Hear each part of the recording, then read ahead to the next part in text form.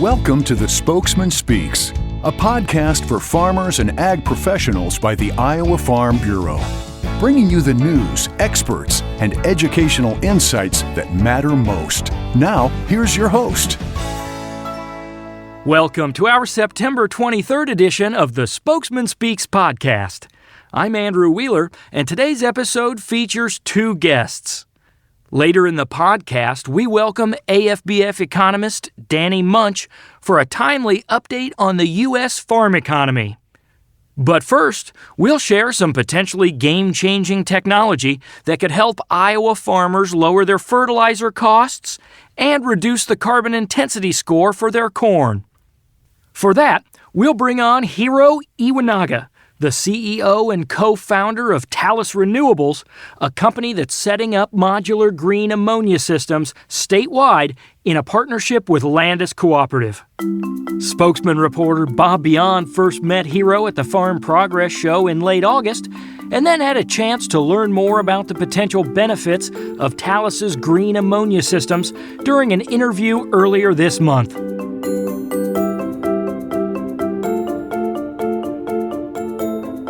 Good afternoon, Hiro, and thanks for joining us today. So how about we start with a little bit about yourself and Talus Renewables. Share with us your background and that of the company.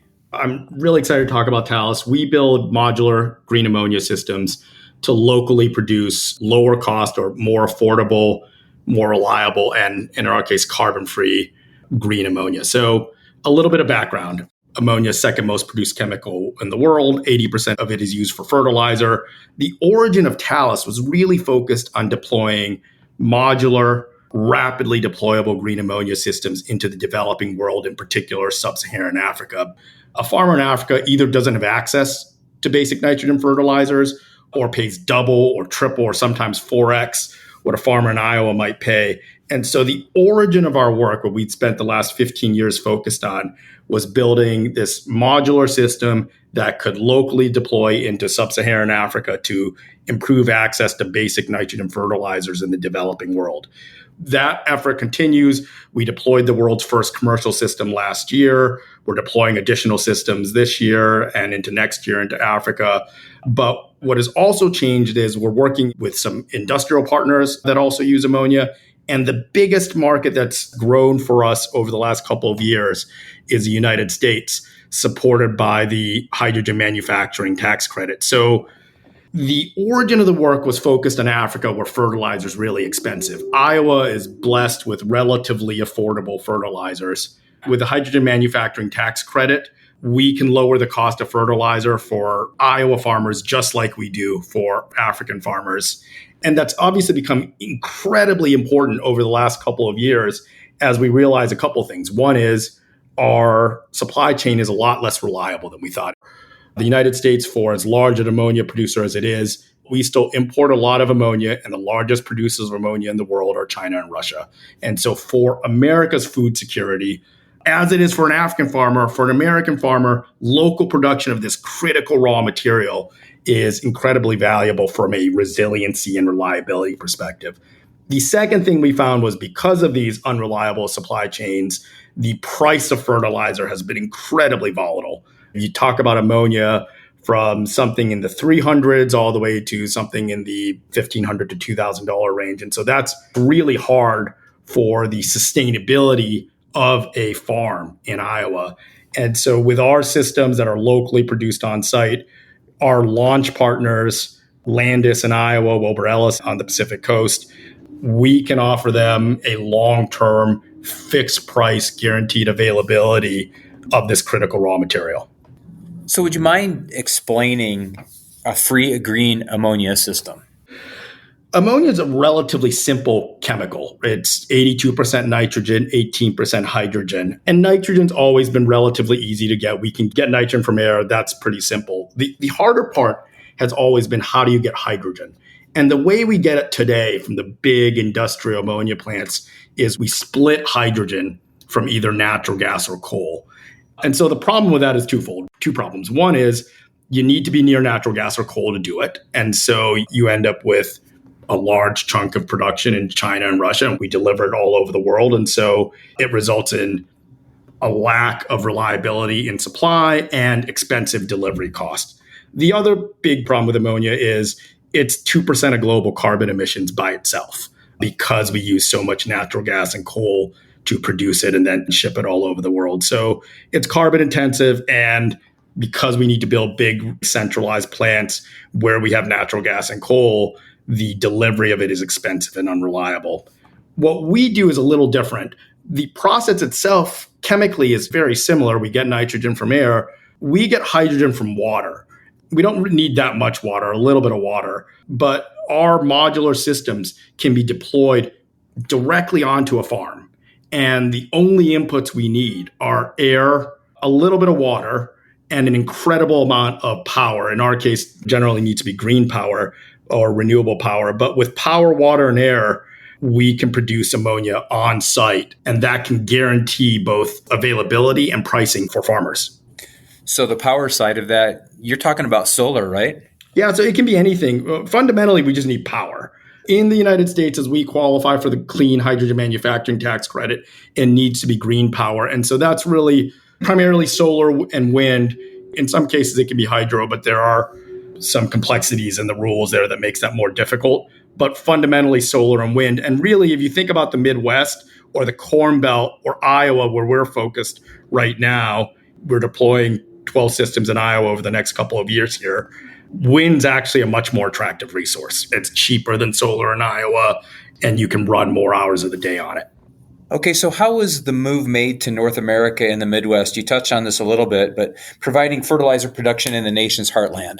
It's really exciting for us. So if we take a step back, the origin of our work was improving access to basic fertilizers in places that didn't have access to it, right? And so it's not surprising when a big farm in Africa says we're really worried about our supply chain. We don't have consistent access to basic nitrogen fertilizers.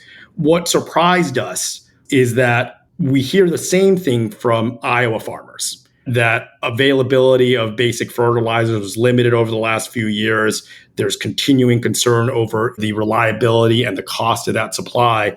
And so we're really excited to deploy our systems here. So the first modular green ammonia system put into actual commercial service, we're actually turning it on today and should be producing ammonia effectively tomorrow.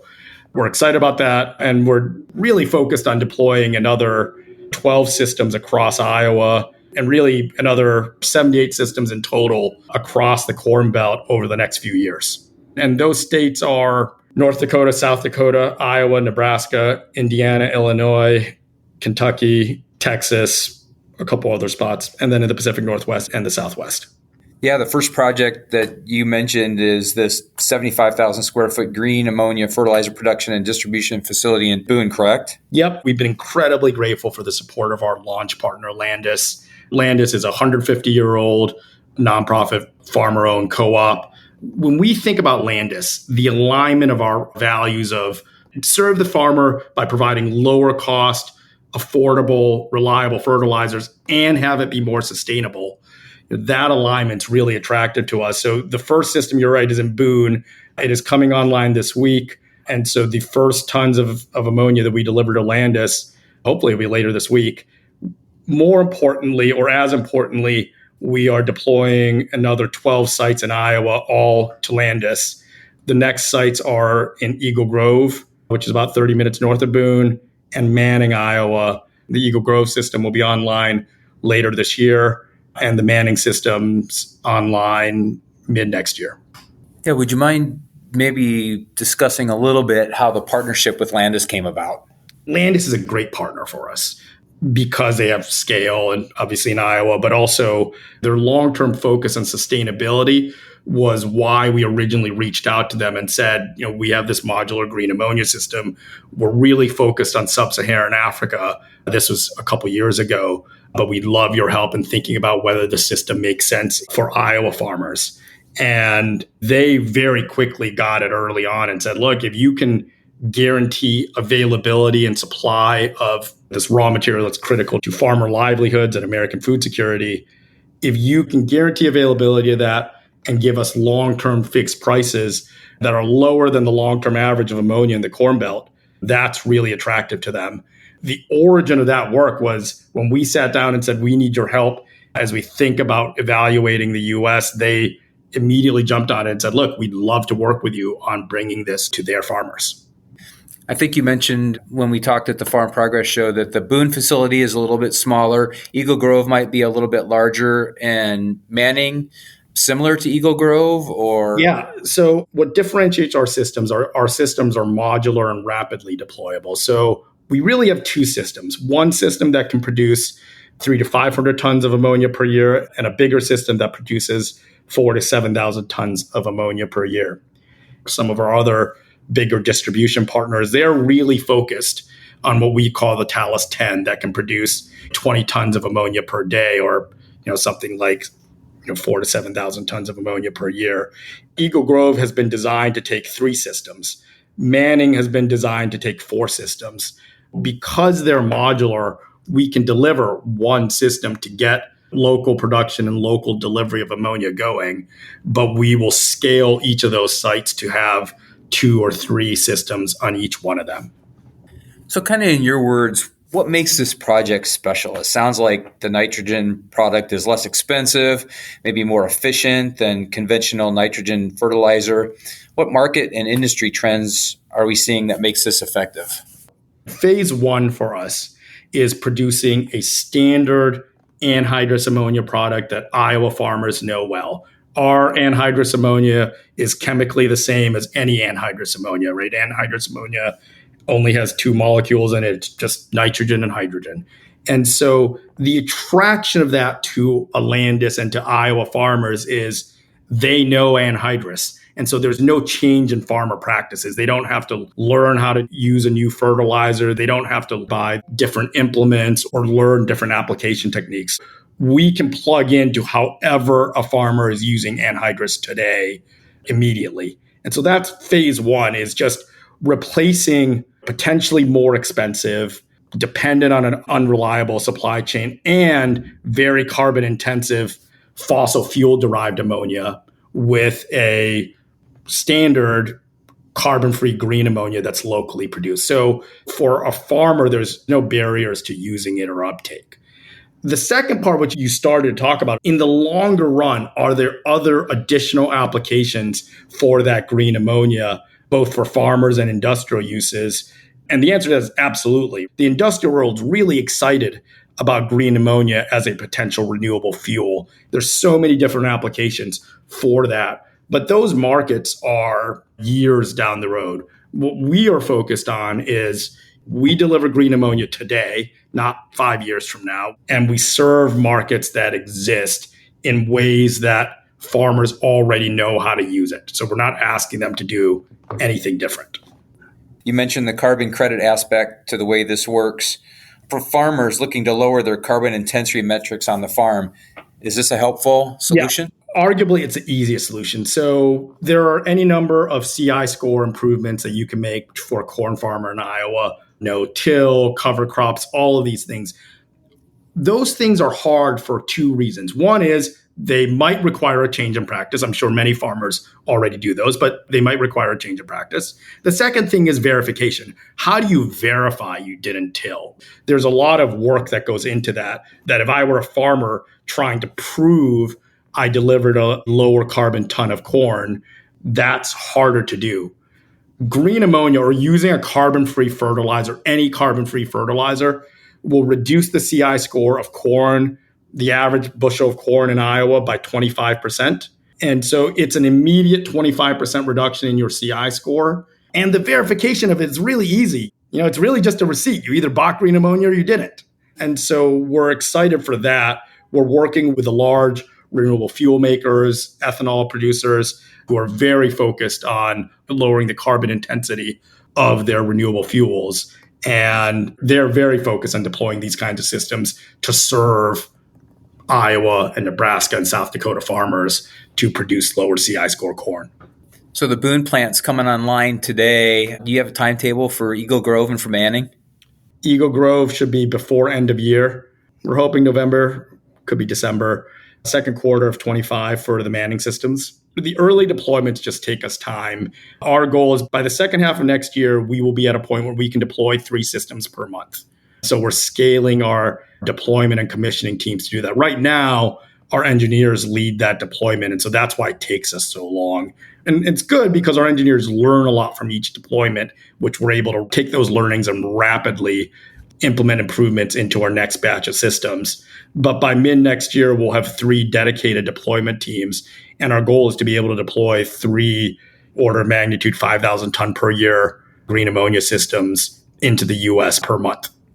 It sounds like we're going to see some of these kind of across the Corn Belt in the heartland continue to grow. Are there any other short or long-term goals of the company moving forward? Yeah, so the long-term mission of the company is to tackle food security and is to improve global food security and help tackle climate change. That has not changed and will not change. So what does that mean for us? That means that we're advancing 78 sites across the United States in the Corn Belt, in the Pacific Northwest, in the Southwest, in Texas. And the vast majority of those systems are serving American farmers to lower the cost of basic nitrogen fertilizers for them. We are working with mining companies and some other industrial companies. They're also big users of ammonia. So that is a second market that we're delivering systems into now. We will continue to deploy systems into the developing world where we're improving access to basic fertilizers.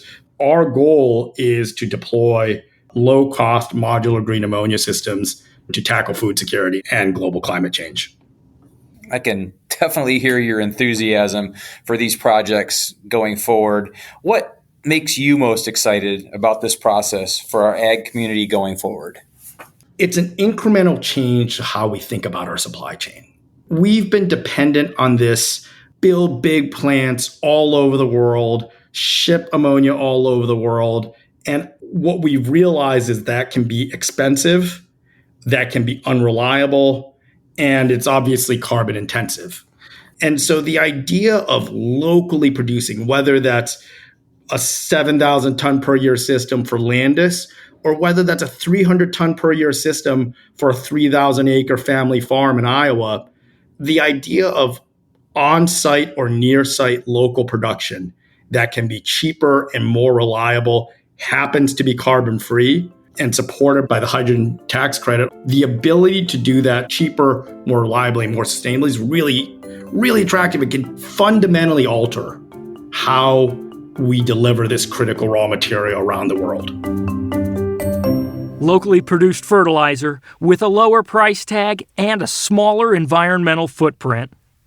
It's easy to see why the modular green ammonia systems being offered by Talus Renewables present an intriguing possibility for farmers who have been battling high input costs for far too long now.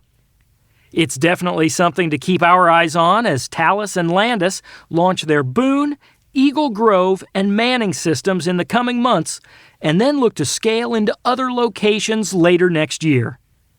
If you'd like to learn more about the partnership between Talus and Landus and the modular green ammonia systems they're employing, we've included a link to more information in the notes for this podcast episode. Of course, we all know that lowering input costs is especially critical in today's challenging farm economy. And for more on the farm economy, let's bring on American Farm Bureau economist Danny Munch, who had a chance to talk with spokesman editor Tom Block on the heels of USDA's most recent farm income forecast.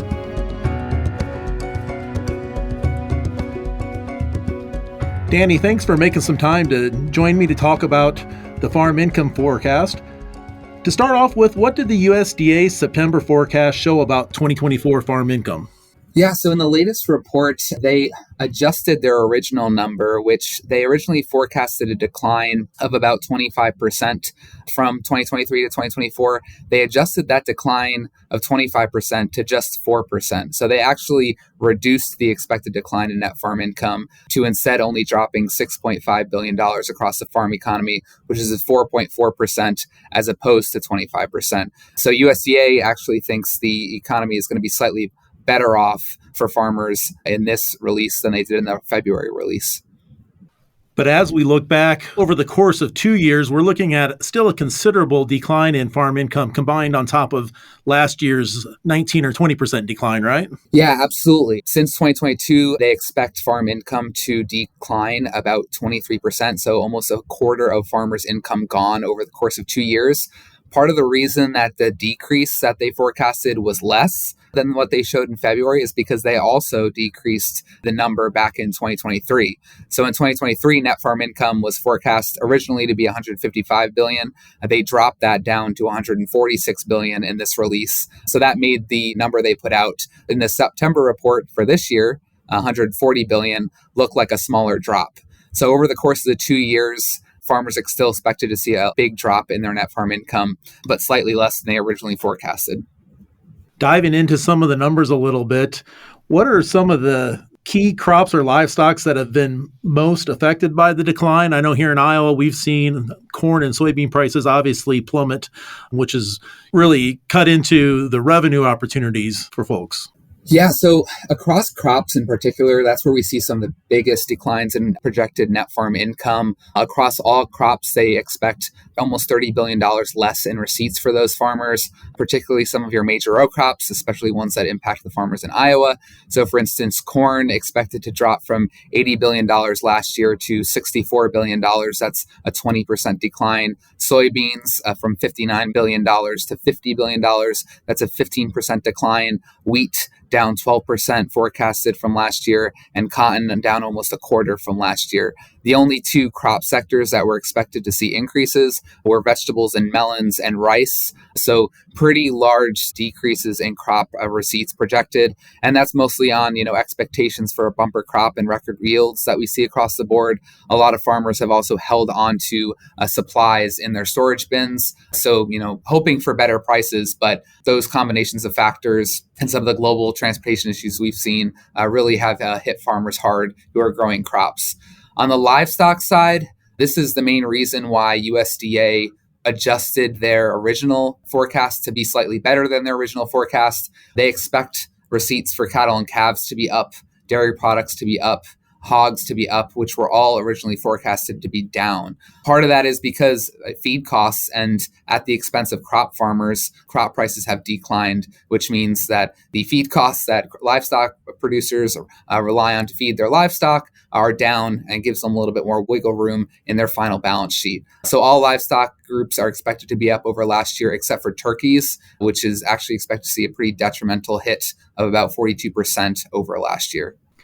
Yeah, if we're grasping for glimmers of hope, that's been one of the benefits for livestock farmers are those reduced feed costs. So it pays to have that balanced farm economy like Iowa and a lot of other states have. Yeah, absolutely. I mean, folks are relying on each other in the ag industry across North America, especially. And, one of the things that we've been tracking this year, especially too, is just the transportation sector. We know that the Canadian rail strike would have put a lot of upper Midwest commodities in jeopardy. A lot of folks apply fertilizer in the fall, and there was a substantial threat to access to fertilizer. And, that's an export market for a lot of our farmers. That's in the courts right now. It could come back. We're also looking at potential for port strikes along the Gulf Coast, East Coast, and Great Lakes ports starting October 1st. That could cap off a lot of export markets. A drier Mississippi River, we're seeing those levels go down again and prices to move product on the Mississippi River tick back up. So basically a lot of pressure valves that farmers use to move product. There's a lot of uncertainty in the air there still. So we really need a balanced farm economy to buffer against those uncertainties. Yeah, you talk about a lot of things, not only in the U.S., looking again at higher yields here, but tell me a little bit too, as well as what's happening here in the United States with crops. What's happening out there globally, and how do those global markets factor into U.S. farm income? One of the things that we have to remember here is, there's always been this fundamental thought by a lot of Americans that other countries are reliant on us for their products. And, regardless of what happens, they're going to need to come back to us at the end of the day to feed their people. And what we're seeing each year is that's becoming less and less the case. Other countries, particularly in South America, we think about Brazil, Argentina, are becoming much more efficient at producing crops. They still have infrastructure barriers, but in general are producing more and more corn, more and more soybeans every year. Brazil is a massive country. A lot of people forget how big it is. If you were to overlay it over the United States, it would reach from Edmonton, Canada, all the way down to Mexico City. And its major crop producing region, which isn't nearly as planted as it could be in a number of years, is 6 times the size of Illinois. So when we really think about the full production potential of some of these developing countries, it really threatens the future of the United States to maintain a leader and a source for these products. That's one of the things that we're really looking at is we're going to have to look at ways to maintain competitiveness in this global market as places like China, a reliable buyer of a lot of American commodities, are going to look at other countries to buy that product. So lowering regulatory barriers, ensuring that input costs remain competitive is really important as we look at this globalizing economy and incomes rise and economies improve in a lot of developing countries. Another thing that's come front and center now, especially with these lower prices and lower farm income, is the Farm Bill. That's receiving renewed attention there on Capitol Hill. What role does the Farm Bill play in helping mitigate some of these income losses? Yeah, the Farm Bill authorizes a number of safety nets that farmers rely on to help them through down times. Some of those programs, like the Price Loss Coverage Program, PLC, or Agricultural Risk Coverage, ARC, are two of those programs that help protect farmers in times of low prices, low revenues. A lot of those programs are reliant currently on outdated reference prices that have not been updated in years. We know that a number of other programs across the federal government get updated with inflation, but a lot of the farm programs have not been updated. So a lot of the lower commodity prices that farmers are experiencing, while they might be low and farmers aren't able to break even with existing production costs, the prices in these programs haven't been updated to really pay out as they should be in current economic conditions. Farm Bill also enhances a number of other programs like crop insurance, which we're hoping to expand so that regardless of what you're growing, you have protection. You're protected against more causes of loss. A number of conservation programs that allow cost share for farmers as well. So a lot of really essential, vital safety net pieces in there that help farmers make ends meet from year to year, that help feed and create a stable food supply in the United States. So that's something that we really hope to get through soon, facing some headwinds in Congress, but we really hope folks put their heads together and get something done soon.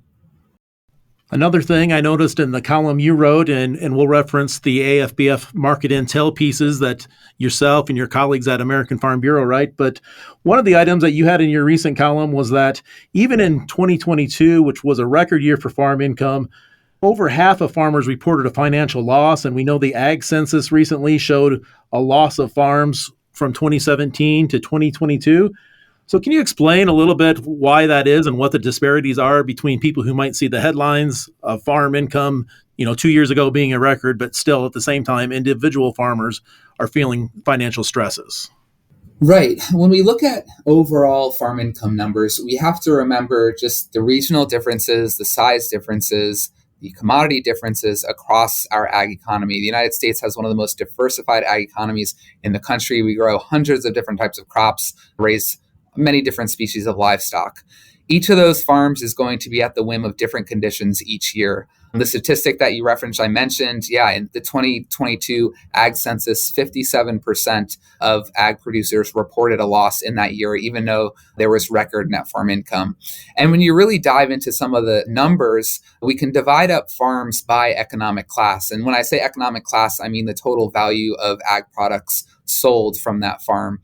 And the bigger you get, the more likely you were to have higher farm economy that year. And that's just because over time, the regulatory dynamics, the cost dynamics have incentivized farmers to get bigger in order to take advantage of economies of scale, right? The more you can produce, the lower cost per unit it's going to take to produce that item, and the more wiggle room you have on your balance sheet. So because of those dynamics, we've had farmers who are able to try to expand. The farmers who can expand, the smaller farms that, can't find funding and loans to increase their size, are really at the whims of the commodity markets and often can't make ends meet. And the smaller a farm gets, the larger percentage of those farms reported negative losses in 2022, even though that was a record year. So even, for farms that were under $50,000, over 70% reported a loss. And there's a lot of producers out there that are reliant on that to make ends meet. So a lot of diversity out in the marketplace for farmers and a lot of hurt out there, even when prices may look really good in the media. Now, looking at things from a consumer angle, we've all seen an uptrend in grocery prices, whether that's for beef, eggs, or dairy. But you and your colleagues have also done some research showing that those prices consumers see at the grocery store don't really mean farmers are necessarily making money. Can you explain a little bit about that distinction between the high retail price and the price that farmers are actually getting? Absolutely. I mean, at the end of the day, one thing we have to do a really good job of teaching consumers is that farmers are price takers in the marketplace. A lot of these commodities, they're working in a global market. They're competing with countries that have much lower costs of labor, much lower costs of inputs. And those prices that farmers are receiving there, those lowest prices, are pretty close to what American farmers are going to receive for their products. The sort of increases that grocery stores might show up as seeing, there was a lot of other steps in the processing, the packaging, the marketing, the labor that ultimately goes into it. On average, I think the latest number from USDA was that per dollar spent on food, each farmer receives about 15 cents. The rest of that going into the rest of the supply chain. Now, obviously, that's going to be very different depending on the type of product. If we think about direct-to-consumer sales of produce, the farmer share is going to be much higher versus, say, a candy bar where, much more processing, the farmer share is going to be much lower. But overall, that percent that's going back to the farmer is quite small and ending up in the other parts of the supply chain that contribute to the final value of the food product. And Danny, to spin things forward a little bit, farmers are bringing in this year's crops of corn and soybeans, but they're also going to be starting to look at purchasing inputs or making decisions for next year. How do things look for 2025? Your early glance at maybe prices, interest rates, and what strategies can farmers adopt to help them weather the downturn in farm income? Yeah, I mean, it's a really good question. One of the positive signs that we see here is as crop prices have declined, the inputs needed to grow a lot of your crops have seen declines as well. So fertilizers, seed, pesticides, those are all forecasted to be down in the coming year, just because of those existing market conditions. So that's sort of a better looking item on the balance sheet. Interest rates, though, the cost of labor, taxes and fees that farmers are paying are expected to be the highest dollar amount on record. So that really plays a large role, especially the interest expense piece, when farmers are having conversations with their bankers, with their loan officers about funding next year's operating expenses. When we look at recommendations that we can make, really ensuring that we are keeping track of market conditions, staying up to date with external conditions to the region that you may be growing that can have an ultimate impact to the price of your crop is just really important. And going in prepared into those meetings with your banks, making sure you built a close relationship with those loan officers so that you've proven some of that income over the years. And just because there's a forecasted blip, you can sort of prove in the long run that things will be more profitable. You can look at a number of other things. Obviously, diversifying the portfolio is something that folks have always looked into. Not all farmers are able to diversify as much as they can and access niche markets. In the big scheme of things, a small percentage of food is direct to consumer, but a lot of farmers are able to take advantage of sort of those niche, higher margin markets. So that's something that I always hope that farmers that are able to look into these other markets, make sure you understand the markets you're looking into.